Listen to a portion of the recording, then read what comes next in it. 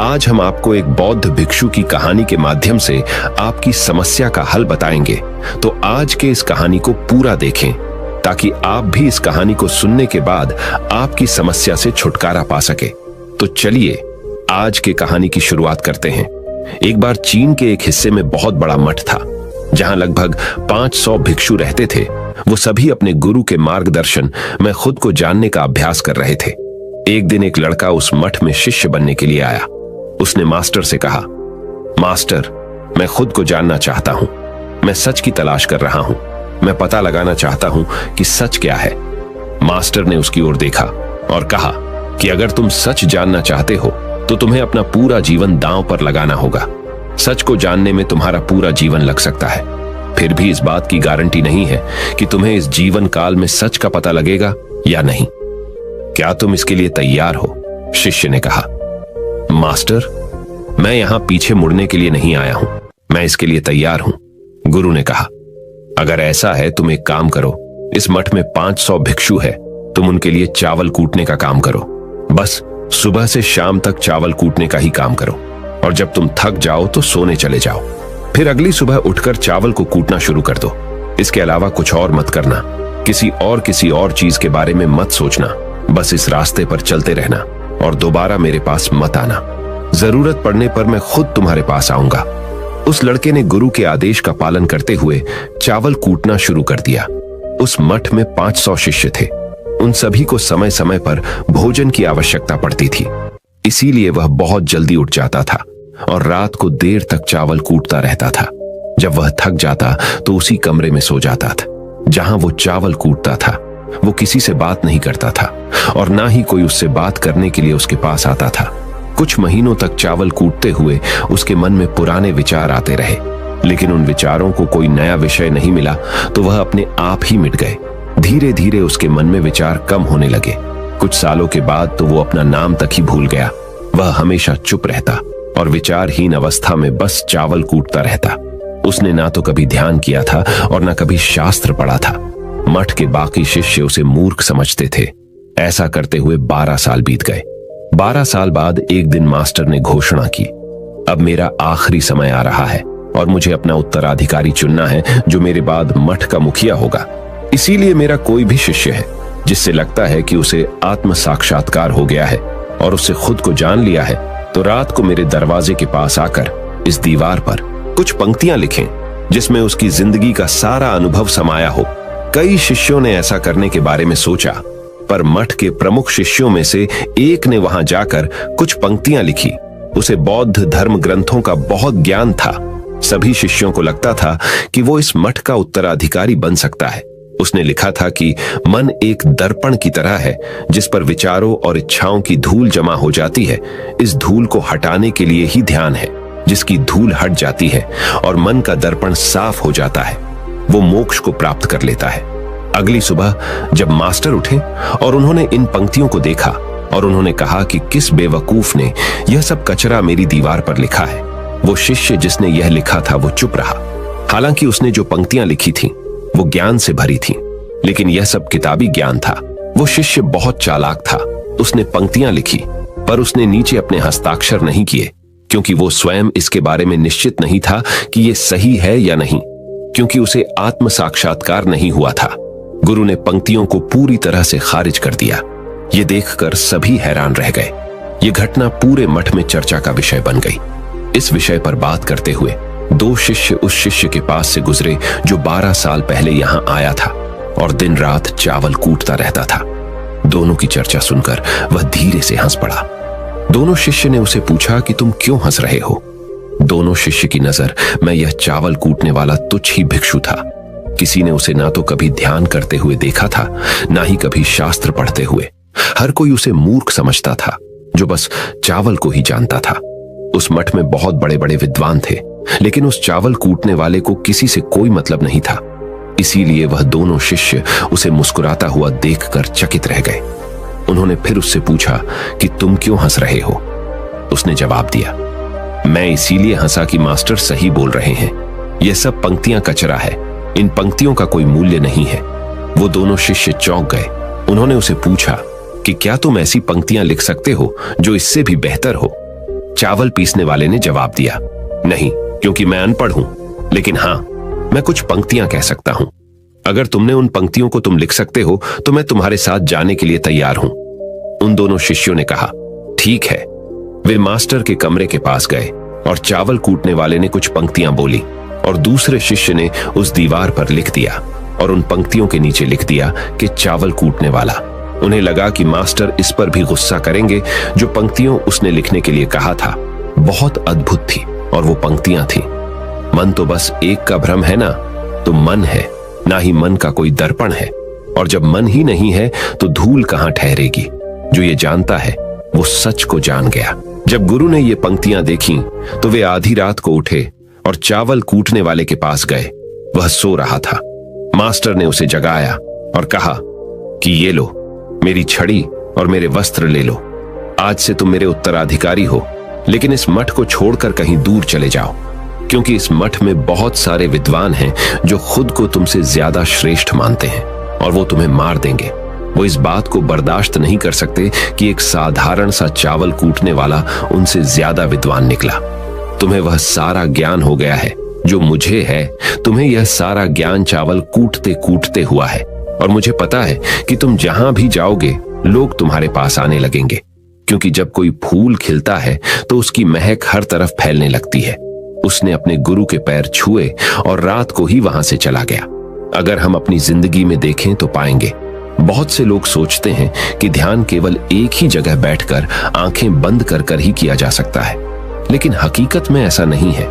ध्यान तो चलते चलते भी किया जा सकता है, अपना कुछ काम करते हुए भी ध्यान किया जा सकता है।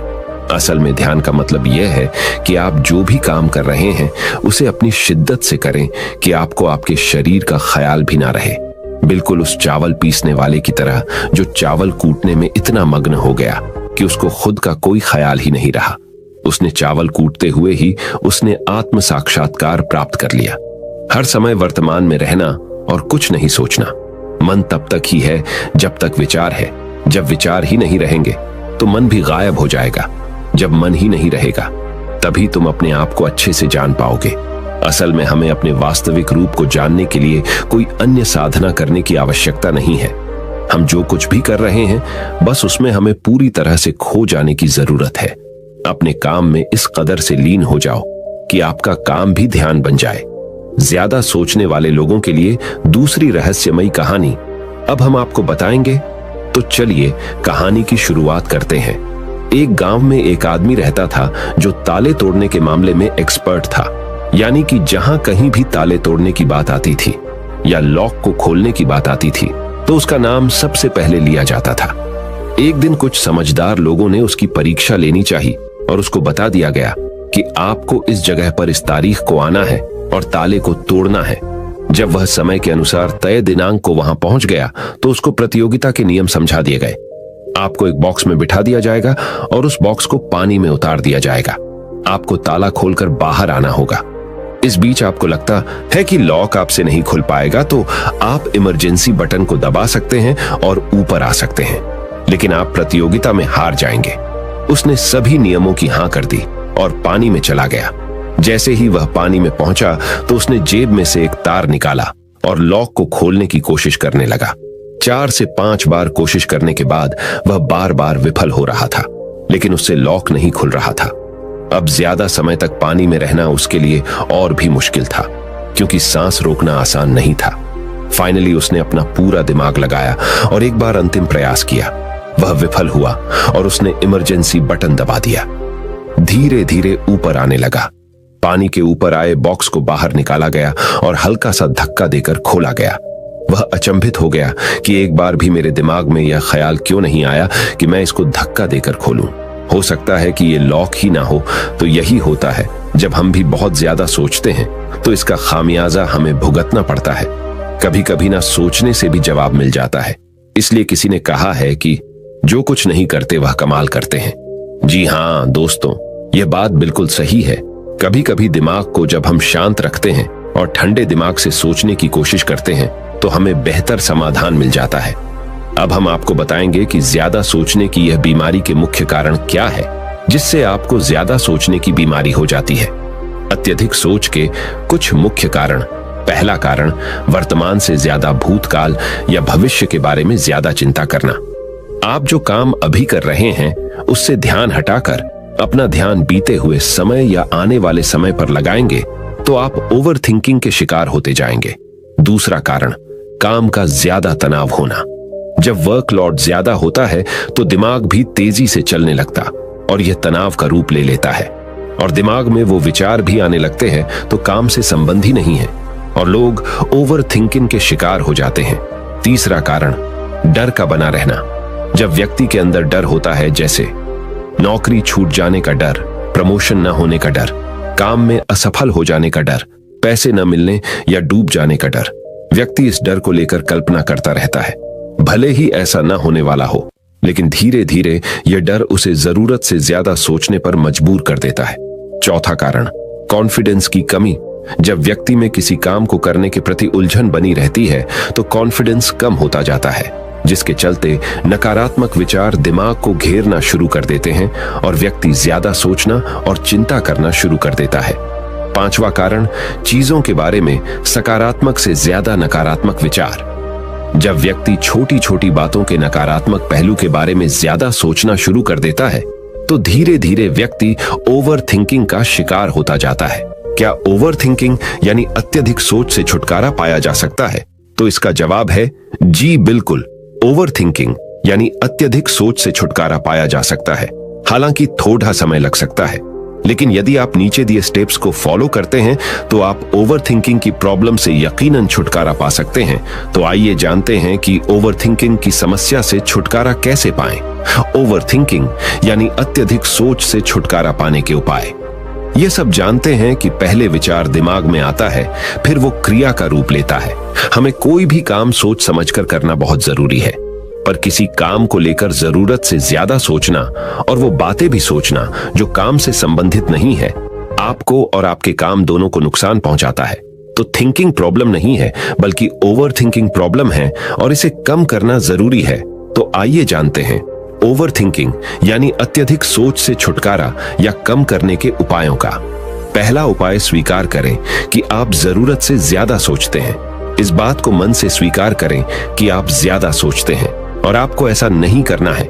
जब आप इस बात को स्वीकार कर लेंगे तो आप इससे छुटकारा पाने के लिए अपने आप को तैयार कर लेंगे। आप ओवर थिंकिंग को लेकर जागरूक हो जाएंगे। जब भी आपको लगे कि दिमाग में फालतू विचार चल रहे हैं, तुरंत उसे वहीं रोक दो और ये सोचना शुरू करो कि आपने सोचना कहां से शुरू किया था। तब आपको मालूम होता जाएगा कि आप कितनी फालतू की बातें सोचकर अपना समय और शक्ति बर्बाद कर रहे हैं। दूसरा उपाय, हमेशा सकारात्मक सोचने की कोशिश करें। क्या गलत हो सकता है कि जगह क्या अच्छा हो सकता है। सोचें। नकारात्मक विचार डराते हैं और आपका दिमाग चिंता से दौड़ने लगता है। जब आप उन नकारात्मक चीजों पर ध्यान केंद्रित करने लगते हैं जो कही हो गई, तो तब आप दिमाग के गुलाम हो जाते हैं। लेकिन जब आप सकारात्मक रूप से सोचते हैं तो दिमाग आपका गुलाम होता है। सकारात्मक रहने का मतलब यह नहीं है कि आप चीजों के सिर्फ एक पहलू को देखें, बल्कि सही और गलत दोनों पहलुओं को देखना जरूरी है। पर केवल नकारात्मक सोचना या ज्यादा नकारात्मक विचार आपको अनुचित सोचने पर मजबूर कर देते हैं। तीसरा उपाय, योग, ध्यान और व्यायाम करें। योग, ध्यान और व्यायाम मस्तिष्क और शरीर को स्वस्थ रखते हैं। ध्यान काफी लाभदायक है, इसे अपने जीवन का हिस्सा बनाएं। चौथा उपाय, वर्तमान क्षण में जीने की कोशिश करो। कभी कभी लोग बीती हुई बातों या घटना के बारे में ही सोचते रहते हैं और तनाव में आ जाते हैं।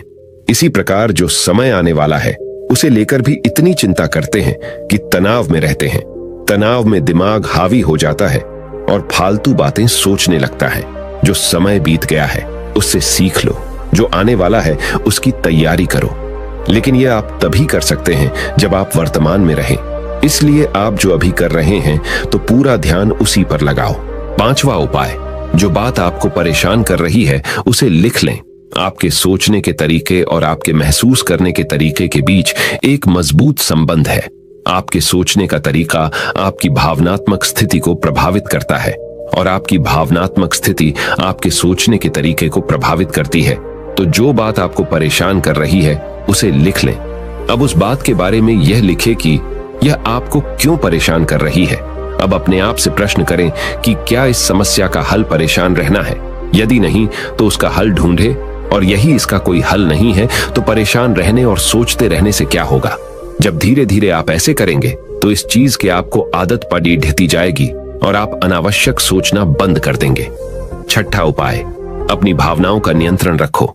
भावनाओं पर नियंत्रण रखने का मतलब यह बिल्कुल भी नहीं है कि आप अपनी भावनाओं को दबाएं, लेकिन आपको अपनी भावनाओं पर नियंत्रण रखना होगा। जब आप अपनी भावनाओं पर नियंत्रण रखते हैं तो हकीकत को देख पाते हैं। अनियंत्रित भावनाएं दिमागी विचारों को बेफजूल गति प्रदान करती हैं। सातवां उपाय, चिंता नहीं चिंतन करें।